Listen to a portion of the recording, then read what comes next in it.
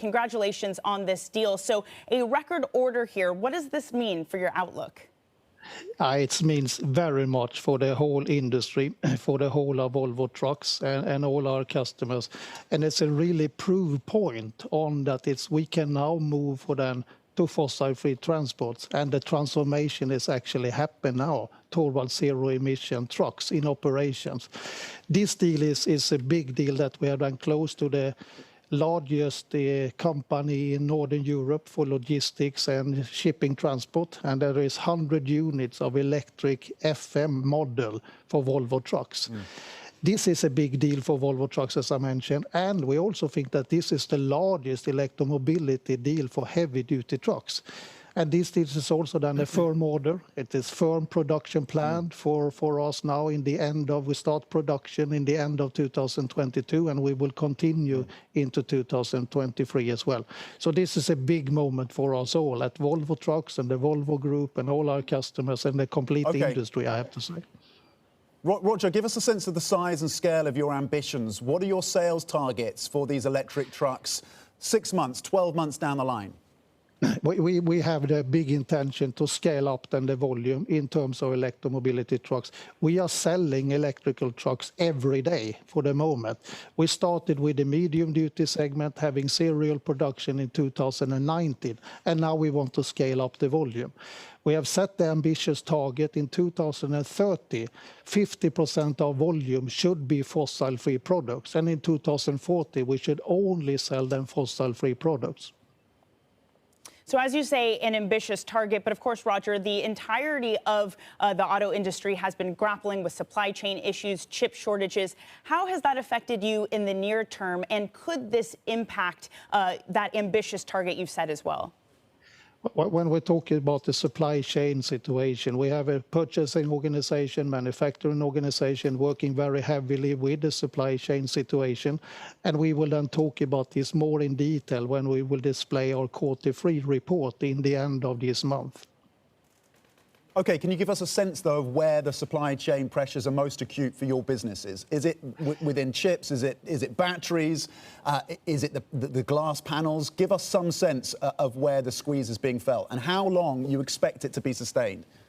We have talked about this when we have communicated before, and we have talked about the chips and the semiconductors in terms of the supply chain situation. But I will not go into details on this one for the moment. We will come back with more information during our Q3 report. Now it's a big day for us when we're talking about the largest electromobility deal that we have been doing in the complete industry and also then worldwide. And this is a great proudness for us all at the Volvo Group and Volvo Trucks. Sure, fair enough. So if that has been sort of simmering in the background, perhaps a more new issue that's arising and very much so linked with this big order is the energy crisis throughout Europe. To any degree, is this a wake-up call and might push people to order more of these electric vehicles? How does this impact Volvo Trucks? No, of course, this is what we hope on as well, that this will drive then more transport companies to then purchase fossil-free transports. And this is a really proof point, as I mentioned before. It is possible to operate with battery trucks. And now when we have the current model, the medium-duty range in production, and we come with a heavy-duty range as well, we can actually cover then 50% of all then the transport need. But of course, then the infrastructure in terms of electric power need to be built out. We need to then build out the charging infrastructure as well. And here we are taking then the lead as the Volvo Group and then investing into our own charging infrastructure network in Europe. So how are you thinking about the drivers themselves? Because here in the UK, of course, we're faced with this shortage of HGV drivers. A lot of that comes down to working conditions, just how much of a toll this job takes on drivers. Are you thinking about that as you plan, produce and design your vehicles? Yeah, we always take the driver in centrum when we are then manufacturing, designing and then developing our product. The driver has always been in center of the point of then the development of our products. But then moving into electrical trucks, this is big difference to drive an electrical truck for a driver compared to a diesel truck, because it's no vibrations, it's no sound, and you hardly feel that the truck is loaded. So a driver, when they have been driving a full day with an electrical truck, trucks, they feel completely, they are not tired or so forth, and they have the energy left and so on. So that is a huge improvement in the quality of the life of the driver. I've been driving a lot of diesel trucks. I've been driving a lot of electrical trucks as well. And it's fantastic, super great to drive an electrical truck. In general, though, do you see the design of trucks changing at Volvo in order to accommodate some of these issues arisen by drivers who just say the working conditions make them not want to re-enter the industry? I think actually the electromobility entrance will actually help them to attract drivers and to attract new drivers due to then the good working environment that the driver will have.